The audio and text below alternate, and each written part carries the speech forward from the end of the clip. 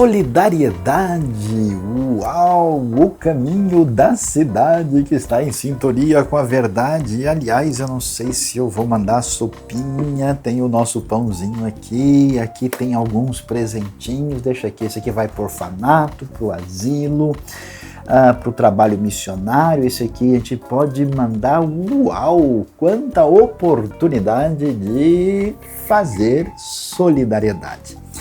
Solidariedade é um caminho de toda pessoa que entendeu a razão de ser da verdadeira fraternidade na caminhada da vida. Você sabe, é um pouco complicado nesse mundo que a gente vive. A coisa assim não traz às vezes um relacionamento de primeira porque é tanta gente interesseira. E é interessante ver que as sociedades que amadurecem, que encontram esse caminho saudável da respiração sociológica da vida, aprendem como é importante, a partir da espontaneidade, desenvolver essa coisa bonita da solidariedade. Eu gostaria de me lembrar, por exemplo, do que aconteceu com aqueles primeiros seguidores de Jesus, lá no começo do livro de Atos. A galera estava numa felicidade, estava encantando a cidade quando pregava a verdade. E eles não eram aquele pessoal sem noção que fica só causando e criando problema, não. Eles perceberam que entre eles havia gente que tinha necessidade, então por que é que a gente vai lidar com os nossos recursos sem uma verdadeira sobriedade? O que eles fizeram? Olha que coisa bonita, intencionalmente, de bom coração, sentindo a necessidade, resolveram ajudar de verdade. Você sabe que na verdade a solidariedade está ligado com aquele coração que recebeu de Deus a grande bondade, percebeu que ele mesmo não merecia nada e que Deus lhe deu o maior abraço de fraternidade e de incluí-lo na santa comunidade. Essa pessoa, abençoada do fundo do coração, não aguenta ver órfãos, viúvas, gente que nos chamam a praticar a religião de verdade. Por isso eles se entregam a solidariedade, solidariedade, solidariedade.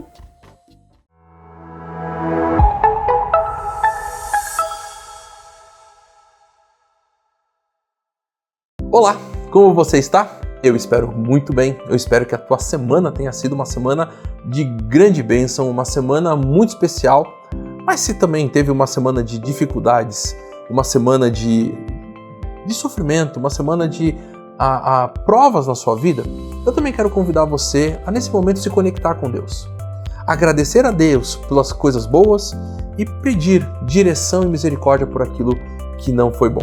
Nesse momento da nossa celebração, quero convidar você a se conectar com Ele e prestar atenção nas músicas, na oração e na palavra.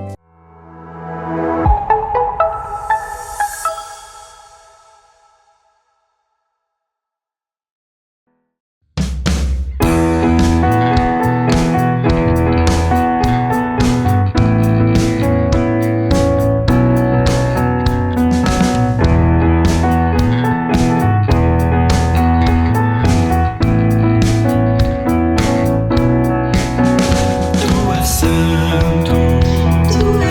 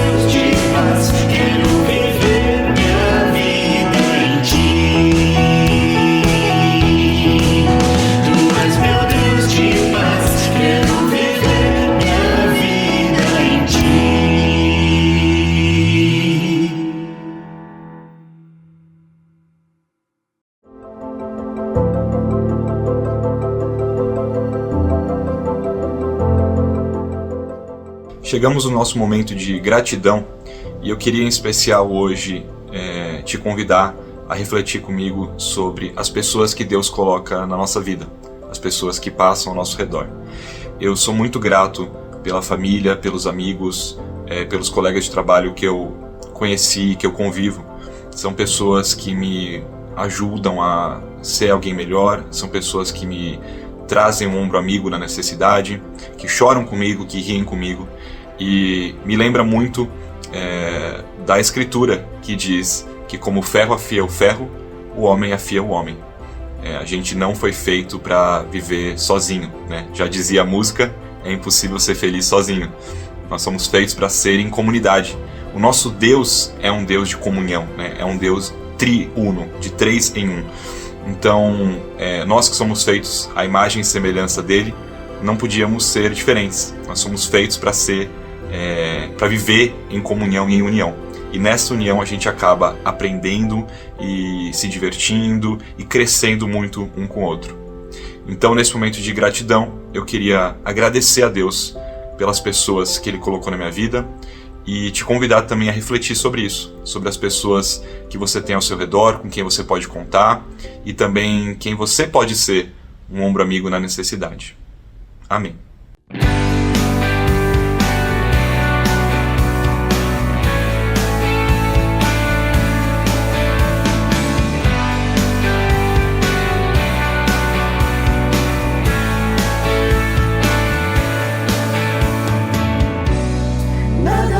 Separar, mesmo se eu me abalar, teu amor não falha.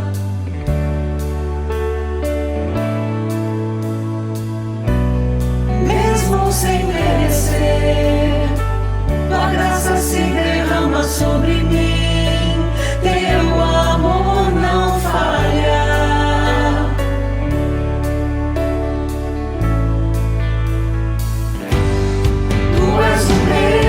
Pra sempre,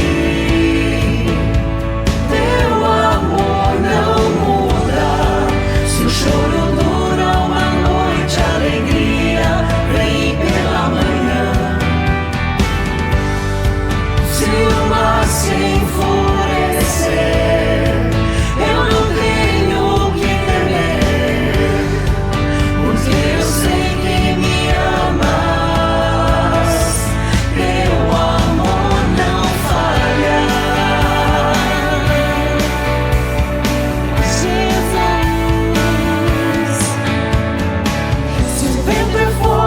Profundo mar, tua presença vem me amparar, porque teu amor não falha. Oh Jesus, difícil é o caminhar. Nunca pensei que eu fosse alcançar, mas teu amor não falha.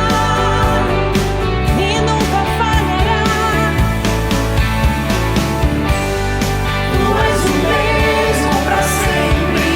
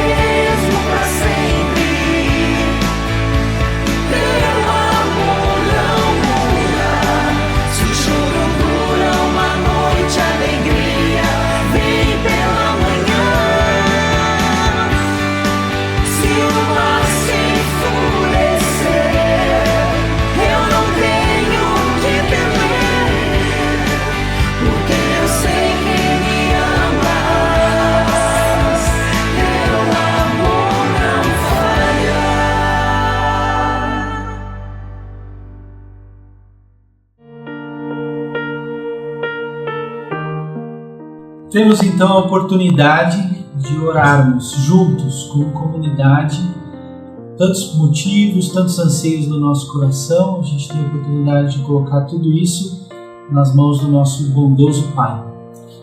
Senhor Jesus, nosso Senhor, nosso Pai, nós queremos Te agradecer pela nossa comunidade, pela oportunidade que temos de levantar as nossas vozes, de colocar o nosso coração diante de Ti, por todos os nossos anseios do nosso coração, de agradecer por tudo que o Senhor tem feito na história de cada um, na história da comunidade, na história da nossa cidade, do nosso entorno, de tudo que o Senhor fez e ainda vai fazer por meio das nossas vidas, nos usando, apesar de não merecermos, não temos nenhum mérito, mas pela Tua graça, pelo Teu Santo Espírito que nos capacita, nós pedimos que o Senhor continue a nos usar, a nos dirigir, a nos guiar, Senhor.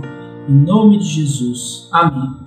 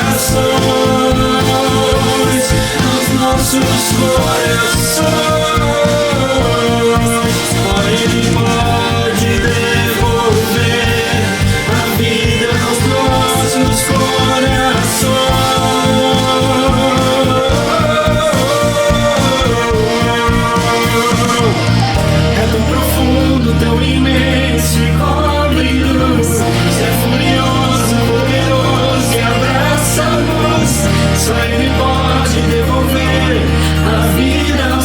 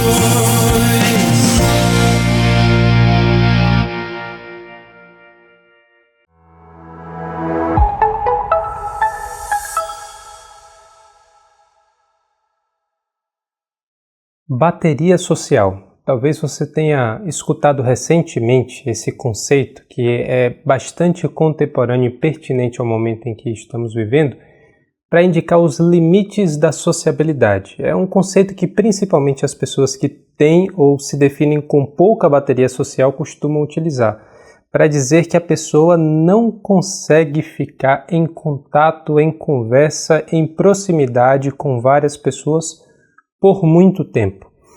E realmente é preciso perceber que nós precisamos do tempo a sós. Nós precisamos do tempo e da condição para cuidar dos nossos pensamentos, para cuidar do nosso coração, da nossa relação com Deus a sós. Basta lembrar da oração que Jesus faz referência em Mateus capítulo 6, quando ele diz que nós devemos entrar no nosso quarto e orar em secreto, e o Pai que está em secreto irá escutar a nossa oração e nos recompensar. Então, é razoável imaginar que nós precisamos estar um tempo considerável a sós. Mas me parece que essa compreensão de bateria social está ligada a um cansaço, a uma exaustão, a um esgotamento que nós temos na relação com outras pessoas, que não era a percepção que outras gerações que nos antecederam tinham da importância e do valor de estar no contato, na conversa, na proximidade com outras pessoas. Um outro evento importante do nosso tempo é também perceber como as pessoas têm admitido que elas estão cansadas demais para ter amigos, que dirá para assumir o compromisso de ter uma esposa, um marido. Muitas pessoas alegam que não têm amizades e não têm relações de maior intimidade, como obviamente é o casamento, ou como, por exemplo, é a opção de tentar e ter filhos, porque essas pessoas elas estão acostumadas demais a viver sozinhas, acostumadas demais a não ter que lidar com as inconveniências da vida a dois, da vida em família, da vida na intimidade e uma proximidade acentuada com seus amigos. Isso tem se tornado comum nas redes sociais, isso tem se tornado comum na fala de pessoas jovens, pessoas que têm plenas condições, pelo menos em tese, de dedicar o seu tempo, a sua saúde, as suas condições para construir e precisa construir relação com outras pessoas. Mas muitos têm admitido isso. Eu estou cansado demais para ter amigos, estou acostumado demais a viver sozinho e parece que eu já não consigo mais criar os espaços na minha vida e ceder às minhas vontades e emoções para permitir que outra pessoa esteja próxima a mim. Uma outra realidade que eu percebo e que obviamente não é apenas uma percepção individual, mas é de fato uma preocupação pessoal, é como nós estamos desaprendendo a criar e a manter comunidades. E aqui eu não me refiro apenas à comunidade religiosa, à criação de igrejas, mas comunidade no seu sentido mais amplo. As pessoas desaprenderam a estar na comunidade que é a família estendida. O máximo que a gente consegue fazer é talvez criar uma família com esposa e filhos. Muitos já não querem mais fazer isso.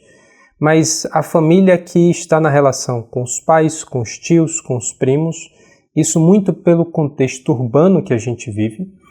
Mas as pessoas não estão mais habituadas a viver na comunidade do lugar onde moram, a comunidade do lugar onde estuda, onde trabalha. A preocupação é sempre com o indivíduo, mas nós não nos percebemos como parte de uma comunidade.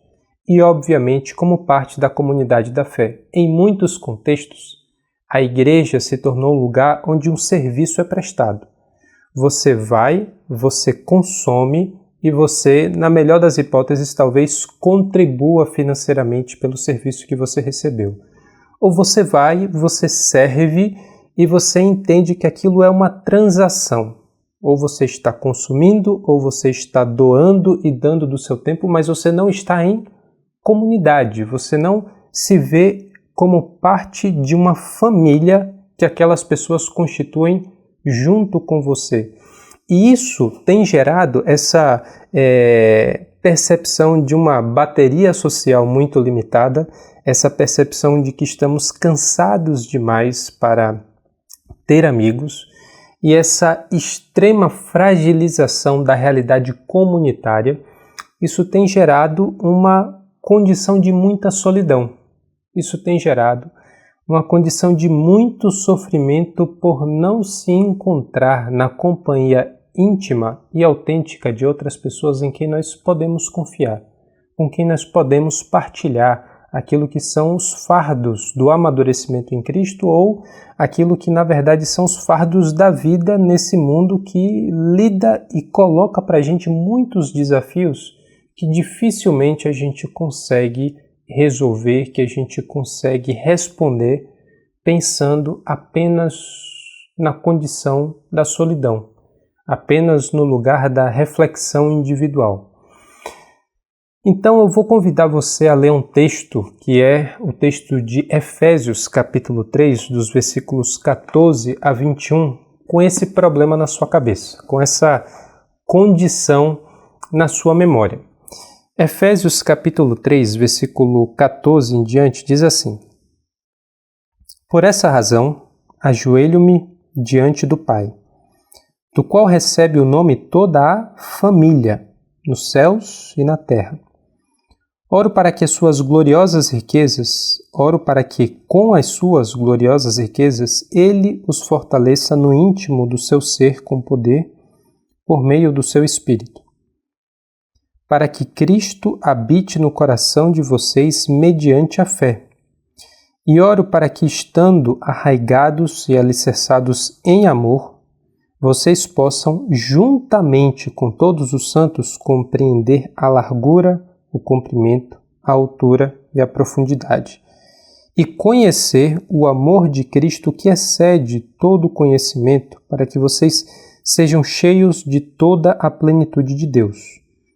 Aquele que é capaz de fazer infinitamente mais do que tudo que pedimos ou pensamos, de acordo com o seu poder que atua em nós. A Ele seja a glória na Igreja e em Cristo Jesus por todas as gerações, para todo o sempre. Amém. Nós vamos pensar com mais cuidado nesse texto de Efésios, mas eu gostaria de apresentar ainda uma situação que talvez contextualize melhor as palavras de Paulo no nosso tempo, a partir de uma pesquisa que foi realizada e está em andamento há, no mínimo, 80 anos. Os dados que eu tenho acesso é de 2016, quando essa pesquisa já tinha 75 anos de execução ininterrupta. Mais de 700 homens foram selecionados lá no começo do século XX para serem acompanhados desde a infância durante toda a sua vida, ou desde o início da sua juventude, por toda a sua vida. Essa pesquisa continuou em andamento de forma ininterrupta por 75 anos, quando os primeiros resultados mais consistentes geraram uma conclusão bastante surpreendente. A pesquisa era sobre uma vida que vale a pena ser vivida. Foram selecionados homens ricos e pobres, de contextos sociais muito diferentes, de hábitos alimentares e cuidados com a saúde muito distintos, pessoas que, em todas as variáveis que a gente pode pensar, representavam uma grande diversidade populacional. E esses homens foram sendo acompanhados ao longo do seu desenvolvimento de formação, de atuação profissional, as suas relações familiares, as suas relações comunitárias. E muitas dessas pessoas chegaram à vida adulta e à velhice, e essas pessoas chegaram em condições muito variadas. Essas pessoas foram marcadas por perdas, por sofrimentos, por conquistas significativas. E eles se perguntaram a respeito disso, dessa grande quantidade de informações, de histórias que a gente tem acesso, o que é que torna a vida bem vivida? Será que é o acesso ao dinheiro? As pessoas com maior quantidade de recursos poderiam muito bem ter a maior possibilidade de cuidar da própria saúde, de cuidar da educação dos seus filhos, das condições em que vivem, e isso gerar uma vida longa e uma vida próspera, uma vida de satisfação. Não foi esse o caso. Eles talvez pudessem entender as pessoas que viviam mais e viviam melhor e viviam satisfeitas por meio daquilo que são as condições de saúde. A genética poderia desempenhar um papel muito considerável. Isso não explica o fato de que algumas pessoas viviam mais, viviam melhor e viviam mais satisfeitas. Aquilo que eles encontraram de forma muito consistente e de forma muito clara e definida é aquilo que definia uma vida bem vivida para muitas pessoas, uma vida longeva e de satisfação, era a qualidade dos relacionamentos dessas pessoas. A qualidade das relações que essas pessoas mantinham definia em boa medida o tempo que elas iam viver e quão bem esse tempo seria desfrutado e percebido por essas próprias pessoas. Então veja que nós precisamos de relações, de relacionamentos. Nós precisamos do contato íntimo e autêntico com as pessoas. Nós precisamos fazer parte, de fato, de uma comunidade, tanto quanto a gente precisa de comida, tanto quanto a gente precisa de exercício, tanto quanto a gente precisa de oxigênio. É claro que a gente tem necessidades fisiológicas muito básicas, mas não é tão fácil perceber como nós temos realidades e necessidades relacionais tão verdadeiras quanto é, óbvio, a necessidade de respirar, de comer, de dormir. Nós precisamos de relacionamentos tanto quanto nós precisamos dessas coisas. Nós adoecemos quando nós nos esquecemos e nos afastamos disso.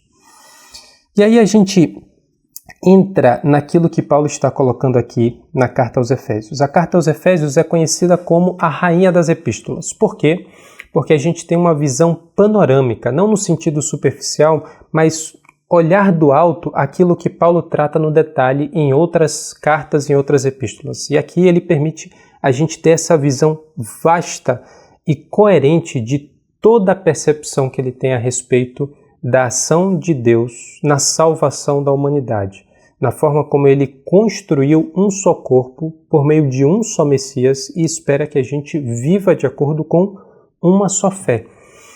Efésios tem, de fato, esse tom muito particular, essa construção coerente da totalidade que é a teologia que nós encontramos no apóstolo Paulo. E nas cartas de Paulo, tradicionalmente, os estudiosos dividem em duas seções principais aquilo que ele está escrevendo. A primeira metade da carta costuma ter um tom de ensino, um tom de doutrina muito acentuado. E a segunda parte da carta costuma ter um tom prático. Como é que as pessoas devem colocar isso em prática na sua vida, na comunidade, nas suas relações. Mas o que é interessante é que essa conta não fecha muito bem se a gente olha apenas dessa forma para a carta aos Efésios. Por quê? Nós temos uma carta com 6 capítulos. A gente tem Efésios, capítulo 1 até o 3, sendo responsável por essas questões doutrinárias e supostamente 4, de 1 até o 3, cuidando da parte do ensino e da doutrina, e do 4 até o 6, compondo esse aspecto mais prático.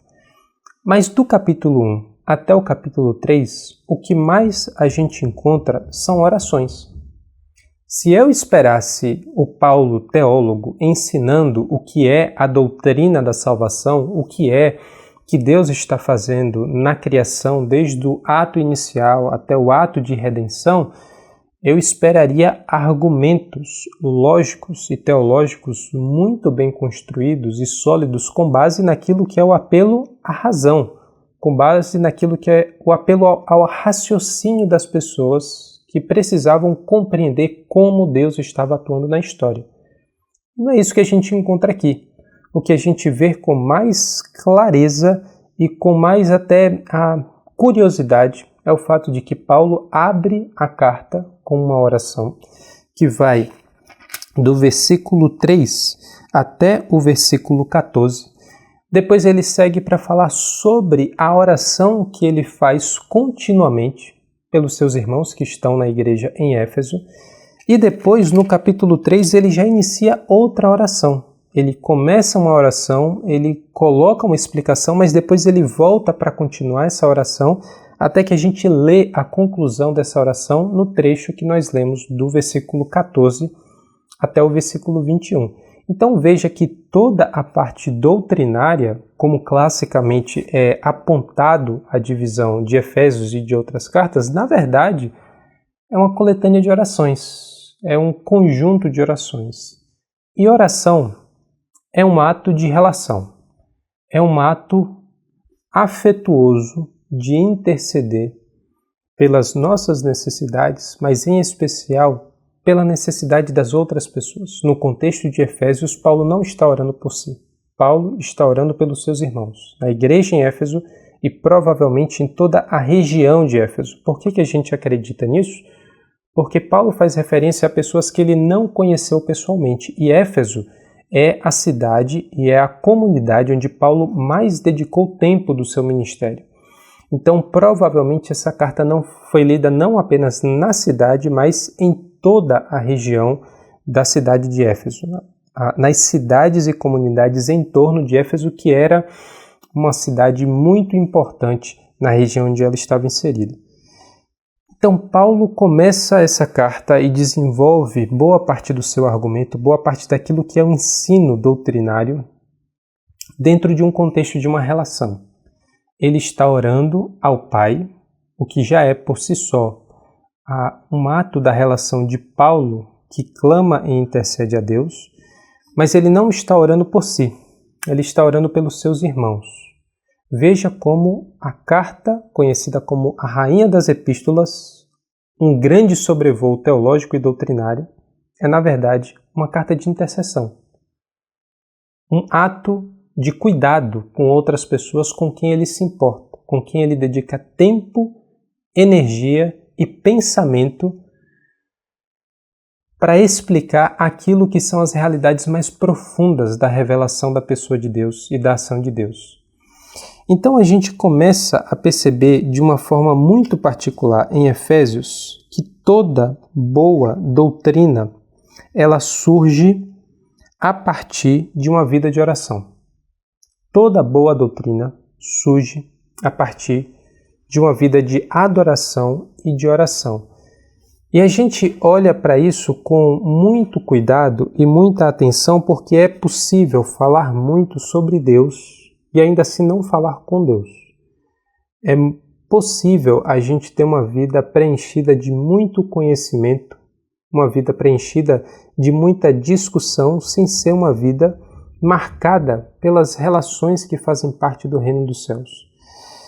A gente então olha para as palavras de Paulo, olha para a forma como ele ensina aquilo que ele quer ensinar e a gente percebe que essa é uma maneira muito característica do apóstolo Paulo, não só em Efésios, mas em vários outros momentos. Paulo fala o que fala, faz o que faz, sempre preenchido com as orações, com as intercessões que caracterizam toda a sua vida. Basta a gente olhar para o livro de Romanos, o maior desenvolvimento, o livro com mais detalhes daquilo que é a argumentação de Paulo sobre a ação de Deus, sobre o povo de Deus, é também recheado de orações. É preenchido, o final da carta aos Romanos é cheio de nomes e pessoas para quem Paulo está enviando suas saudações, o seu abraço, está comunicando o seu cuidado. Não existe dissociação, não existe separação entre conhecer profundamente a Deus e conhecer profundamente as pessoas. E aí eu chego num dos pontos que talvez seja o mais importante, ou um dos mais importantes da nossa reflexão de hoje. É que Deus, ele escolheu se dar a conhecer por meio das relações. Como é que a gente encontra uma das definições mais lembradas de quem é Deus nas Escrituras? Deus é amor. Deus é o Criador dos céus e da terra. Deus é o Deus Todo-Poderoso. Deus é o Deus onisciente. Deus faz aquilo que Ele quiser fazer e ainda assim Ele quis se conhecer como aquele Deus que é amor. E amor não é uma coisa que a gente conhece em si mesmo. Amor não é um atributo que a gente descreve por meio das suas características que podem ser definidas com toda a clareza possível, senão dentro de uma relação. Amor é, por definição, aquilo que a gente descobre na relação com alguém, na relação com alguma pessoa.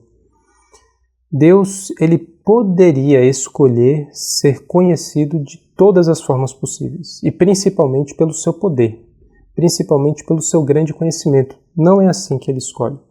Ser conhecido e se doar a conhecer.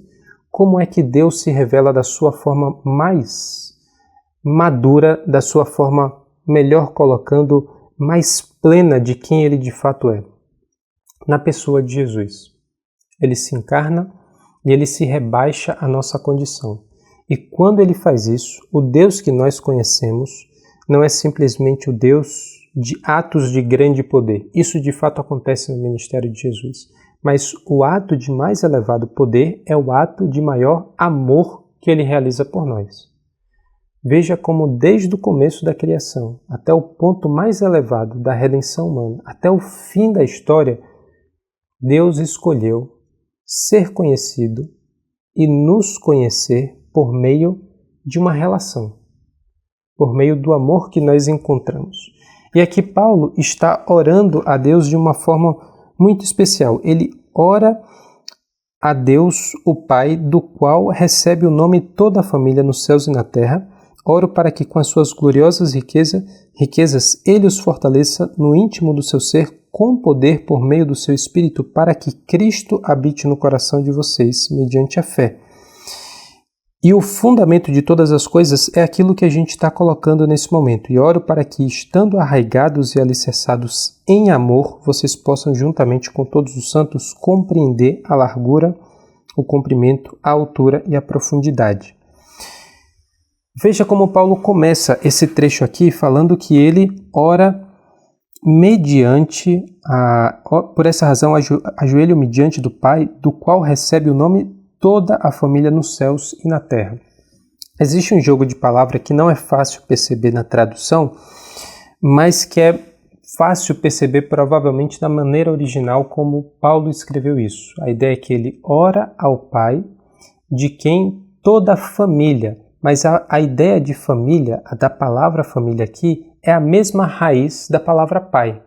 É o pai que dá o nome para toda a pátria, para toda a família que vem a partir da ação do próprio Deus.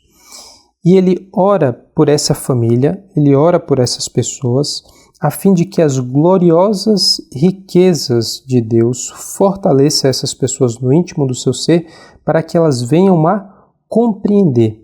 Ele coloca mais para frente que o seu objetivo é que essas pessoas venham a conhecer o amor de Cristo que excede todo conhecimento.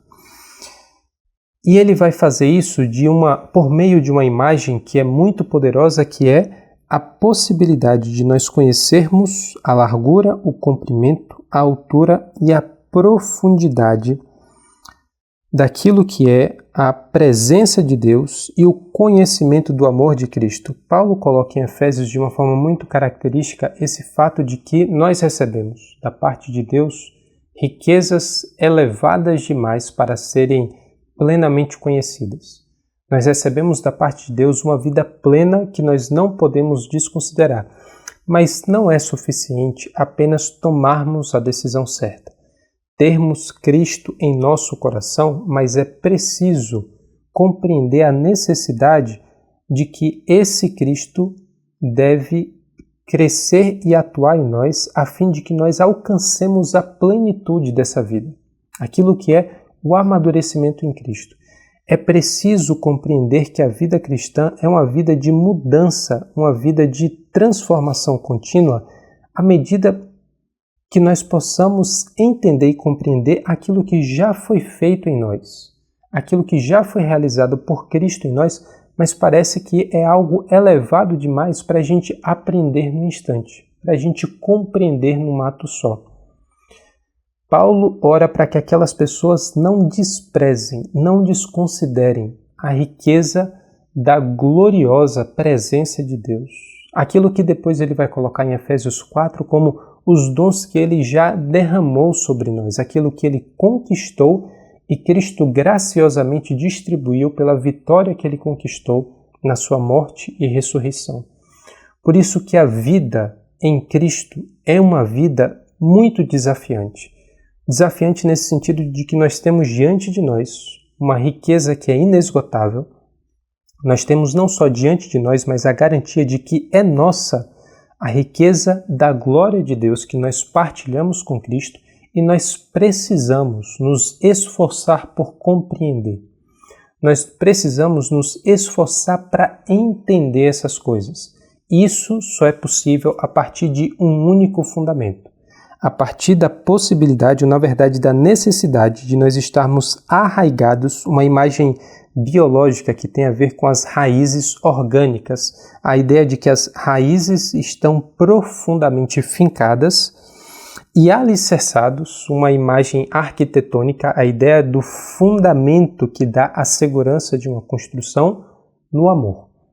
Só é possível nós compreendermos a largura, o comprimento, a altura e a profundidade da glória de Deus se nós estivermos arraigados em amor, alicerçados em amor. E novamente, amor não é uma coisa que se define por si só. Amor não é algo que você aprende sozinho na intimidade do seu quarto.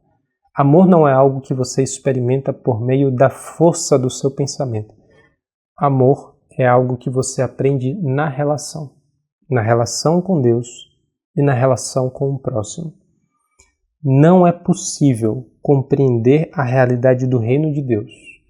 Não é possível experimentar a gloriosa presença de Cristo Jesus em nossa vida isolados, afastados, completamente alheios àquilo que é a realidade da relação íntima e autêntica com as pessoas que estão diante de nós.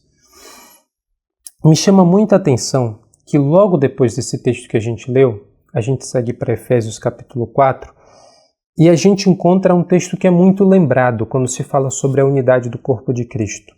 E eu vou relembrá-lo, que é a partir do versículo 3, quando Paulo fala o seguinte: façam todo o esforço para conservar a unidade do Espírito pelo vínculo da paz. Há um só corpo, um só Espírito, assim como a esperança para a qual vocês foram chamados é uma só. Há um só Senhor, uma só fé, um só batismo, um só Deus e Pai de todos, que é sobre todos, por meio de todos e em todos.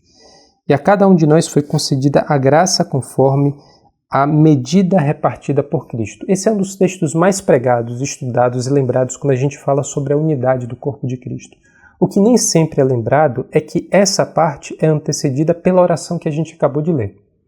Essa parte é antecedida pela palavra de Paulo a respeito do conhecimento da glória de Deus, sobre essa necessidade, e é por isso que ele ora tão intensamente, de nós compreendermos a largura, a altura, o comprimento e a profundidade da glória de Deus, e nós conhecermos a plenitude do amor de Cristo que excede todo o conhecimento. Qual é o vínculo? Qual é a ligação? Por que Paulo fala e ora assim para depois falar logo em seguida sobre a unidade do corpo de Cristo? A minha compreensão e percepção é que todo o conhecimento autêntico de Deus só é obtido na relação com Ele. Não é quando a gente pensa sobre Deus, não é quando a gente fala sobre Deus, não é quando a gente estuda sobre Deus. É quando a gente se relaciona com Deus. Só é possível conhecer a Deus quando a gente ouve o que Deus fala, quando a gente entende o que Deus revela, quando a gente responde aquilo que Deus nos pede, quando a gente entra numa relação com Deus que se dá a conhecer as suas criaturas. Nunca é quando a gente transforma Deus em um objeto, à distância, de forma imparcial e impessoal. E a outra coisa é que Paulo fala sobre isso e ele faz essa oração reforçando sempre o aspecto da comunidade. o aspecto daquilo que é coletivo. Veja quando ele coloca o começo dessa oração diante do Pai, que já é uma figura familiar, do qual recebe o nome toda a família. Ele não está orando apenas por si, ele não está orando por um grupo de indivíduos, ele está orando por uma família. E logo depois ele vai dizer que oro para que, com as suas gloriosas riquezas, ele os fortaleça no íntimo do seu ser com poder por meio do Espírito, para que Cristo habite no coração de vocês mediante a fé.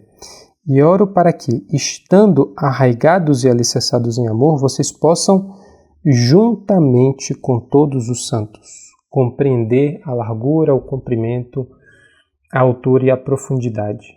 Veja que o conhecimento que Paulo está orando e intercedendo como fundamentais, como necessários, só é possível no contexto da família. Só é possível no contexto da compreensão de que nós não somos indivíduos alcançados e salvos por Deus para estar com Cristo e só com Cristo. Nós fomos salvos como o corpo de Cristo. Nós fomos feitos corpo de Cristo como uma comunidade. Nós estamos atados um ao outro se o nosso propósito é experimentar o amor de Deus e conhecer a sua graça. Nós precisamos fazer isso em comunhão plena e nunca em isolamento e nunca em exclusão da relação com as outras pessoas. É por isso que a gente então olha para esse texto de Paulo e percebe que aquilo que ele vai trabalhar como sendo a saúde do corpo de Cristo, a possibilidade de nós cumprirmos a sua missão, vem da realidade do conhecimento de Deus. Todo conhecimento autêntico de Deus nos leva na direção de outras pessoas. Todo conhecimento autêntico e verdadeiro de Deus nos leva a nos relacionarmos com outras pessoas. Veja que o próprio Jesus, quando ele começa o seu ministério, e lá no texto de Mateus, quando ele prepara os seus discípulos para a revolução que deveria transformar toda a história da humanidade, ele não se preocupa em ensinar táticas de guerra. Ele não se preocupa em ensinar formas de domínio. Ele não se preocupa em ensinar os seus discípulos na disciplina da luta da espada, como todos os impérios e governos que eles haviam experimentado, haviam feito no tempo e antes do tempo e depois do tempo de Jesus. A forma como Jesus vai estabelecer o seu reino, que deveria suplantar todos os outros reinos, é por meio do amor. É por meio do perdão. Jesus poderia dedicar o seu tempo para muitas coisas importantes, e aquilo que ele escolhe dedicar o seu tempo é falar a respeito do amor e do ódio, falar a respeito do adultério, falar a respeito da fidelidade, falar a respeito dos juramentos, falar a respeito da nossa necessidade de amar o nosso próximo e até mesmo o nosso inimigo. Veja que a maneira como Jesus estabelece o seu ensino em muitos momentos não é o que fazer, mas como fazer. Não é exatamente qual é a profissão que você deve realizar, onde você deve morar, quais são as coisas que você deve fazer, mas como você deve construir as suas relações. No coração do ensino de Jesus está o ensinamento sobre como se relacionar com Deus e como se relacionar com o seu próximo. Isso me chama muita atenção, porque o nosso tempo, a nossa época, é fissurada no como, no método, na maneira como a gente alcança aquilo que a gente quer alcançar. A gente não discute mais o que. Não importa tanto o que você quer, eu ensino você a chegar lá. Não importa tanto discutir se vale a pena buscar aquilo que você quer buscar. O que você quer saber é como você vai alcançar essas coisas. E aqui está Jesus, dizendo que tão importante quanto o que é o como. É como a gente cuida do nosso próprio coração para que a gente não seja enganado a respeito daquilo que a gente deve fazer com a nossa vida. Certamente Jesus vai dizer para a gente que nós precisamos discutir o valor do que é que nós estamos buscando. O que é o nosso tesouro? Pois onde estiver o seu tesouro, aí também vai estar o seu coração. Mas é como a gente constrói as nossas relações, é quase como se essas coisas não pudessem ser separadas. No momento em que eu olho para o meu próximo, no momento em que eu oro pelos meus irmãos da forma como Paulo está orando, no momento em que eu vejo a necessidade e o valor da fidelidade que eu devo ter ao meu cônjuge, no momento em que eu sou capaz de orar e de amar o meu próprio inimigo, o que eu vou buscar com a minha vida, aquilo que eu vou dedicar o meu tempo e a energia, necessariamente também vão ser alinhados com a maneira como eu construo as minhas relações. Por isso, nesse tempo e nesse momento em que a gente está refletindo nessas orientações de Paulo, nessa intercessão que ele faz pelos nossos irmãos, eu chamo você, eu faço um convite e eu faço uma convocação, se eu puder fazer uma convocação a você, que você pense diferente sobre o valor das relações que você constrói com as pessoas e a sua necessidade de estar em relação com as pessoas ao seu redor. Você precisa disso como uma necessidade biológica. Você precisa disso como uma forma de conhecer verdadeiramente quem é Deus e o que é o amor de Deus, a maneira como você pode de alguma maneira experimentar a presença de Deus. E você precisa fazer isso como aquilo que é a prioridade de como você vive a sua vida. A vida que vale a pena ser vivida é sempre uma vida que preserva as relações e os relacionamentos. O reino de Deus é um reino de relações. O reino de Deus é tempo e energia dedicado às outras pessoas. A gente vive nesse momento em que as pessoas estão cansadas demais para ir ao encontro dos outros, mas estão carentes demais de serem reconhecidas por pessoas que elas nem conhecem. O fenômeno das redes sociais manifesta isso. A gente não tem a disposição, talvez, de tirar o tempo, dedicar a energia necessária para ir para a casa de um amigo, passar um tempo com as pessoas que estão ao nosso redor, dedicar a nossa vida àqueles que estão necessitando de companhia, de cuidado, mas a gente dedica toda a nossa expectativa em sermos reconhecidos publicamente por pessoas que nunca vão ser íntimas, nunca vão ser conhecidas de fato da nossa realidade, conhecidas de fato naquilo que é a nossa experiência pessoal com essas pessoas. Por isso, o título da mensagem de hoje é que talvez seja melhor você nem ouvir essa mensagem, porque talvez seja melhor você desligar o celular, desligar o computador e ligar para o seu amigo. Talvez seja melhor você parar de fazer aquilo que você está fazendo nesse momento, que é escutar algo provavelmente sozinho, talvez na sua casa, no seu trabalho, indo fazer qualquer outra coisa, e dedicar esse tempo para ligar para o seu irmão na fé, para orar pelas pessoas que você sabe que são irmãos e companheiros nessa jornada que estão passando por necessidades muito profundas. Talvez seja muito melhor você dedicar todo o tempo necessário para preservar a relação com uma, duas, três pessoas do que dedicar esse tempo em conseguir mais seguidores que nunca vão conhecer quem de fato você é. As relações, elas são trabalhosas, elas são desgastantes, elas são conflituosas. E o problema do trabalho e da dedicação que a gente coloca nas relações pessoais é que elas demoram, é que elas não têm resultados imediatos.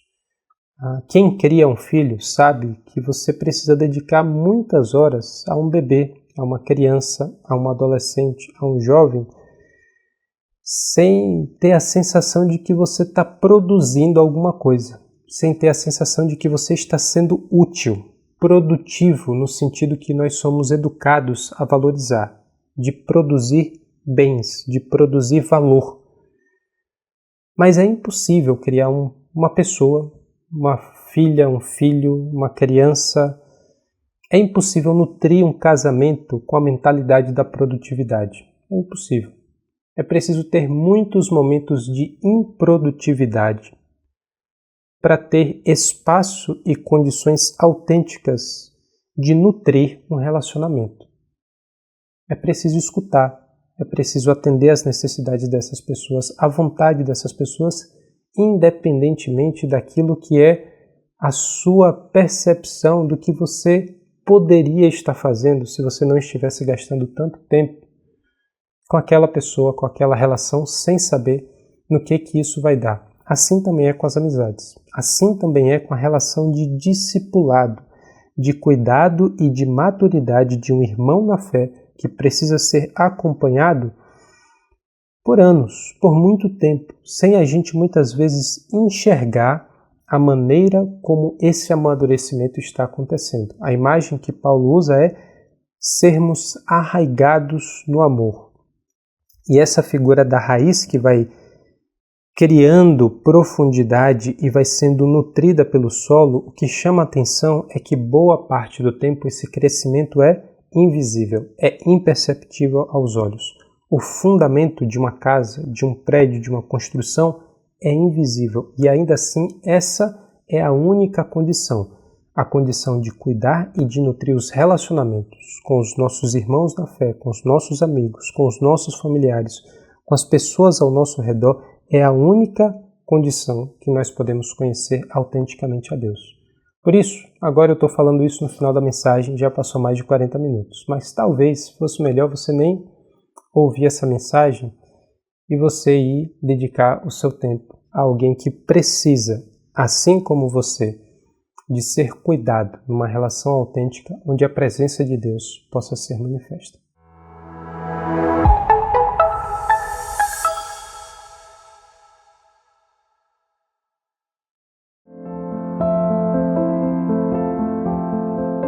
Muitos são os projetos da IBNU ligados ao reino de Deus. Nós abençoamos crianças, adolescentes, adultos, ensino bíblico, ajudando comunidades de muita limitação social e financeira, projetos como UNA, como Dignitate, como Tesouro Azul e Missão em São Paulo, no Brasil e no mundo. Nós temos quase 50 projetos com envolvimento direto ou indireto. Você é nosso convidado a investir no reino de Deus por meio do seu dízimo, oferta, contribuição, conforme desejar o seu coração. IBNU é uma comunidade séria nesse sentido que, de fato, usa os recursos com a finalidade de abençoar o reino de Deus. Nossa gratidão a todos aqueles que têm nos ajudado e queremos entregar esse momento a Deus para que tudo isso que for enviado através aí do nosso Pix, através do QR Code ou por depósito direto seja utilizado no reino de Deus para fazer diferença, para abençoar as pessoas com o Evangelho e aquilo que é desdobramento dessa graça divina na nossa vida. Muita gratidão a todos e que Deus nos abençoe. Amém.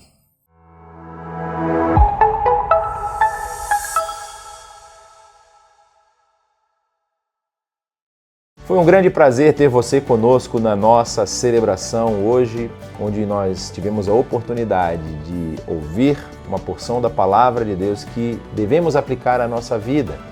Se você ainda não é inscrito no nosso canal, faça isso nesse momento, se inscreva, ative o sininho também para receber notificações. E como você pode ver, nós temos outras redes sociais onde divulgamos parte daquilo que nós fazemos e também os eventos que acontecem aqui na IBNU. Então se inscreva lá no Facebook, Instagram e também divulgue esse conteúdo para abençoar a vida das pessoas. Todo domingo às 9h30 nós estamos aqui.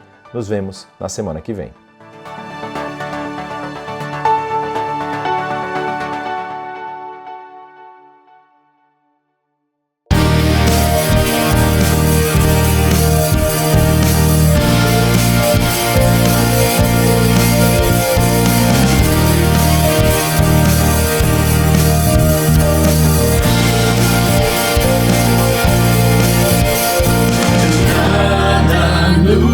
Separar.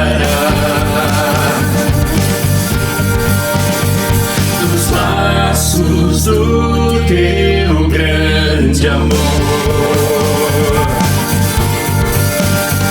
De longe ouvimos o amor que chama, paixão profunda, bondade e graça se derramando.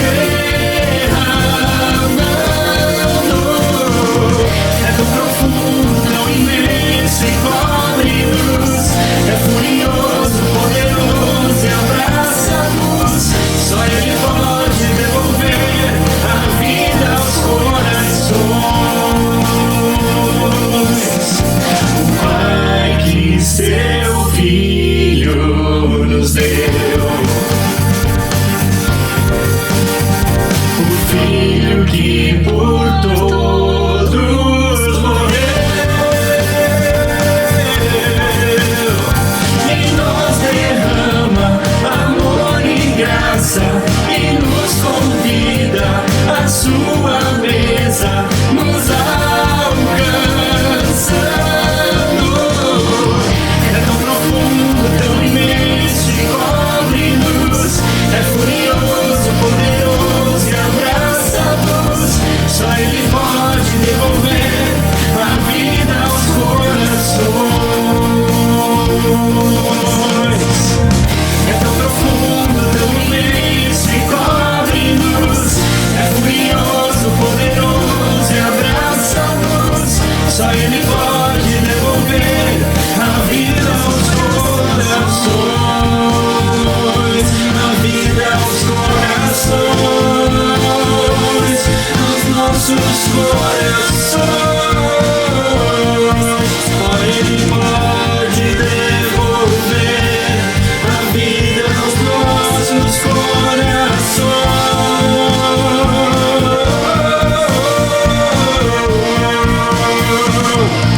É tão profundo, tão imenso e cobre-nos, é furioso, poderoso e abraça-nos. Só Ele pode devolver a vida aos corações. Só Ele.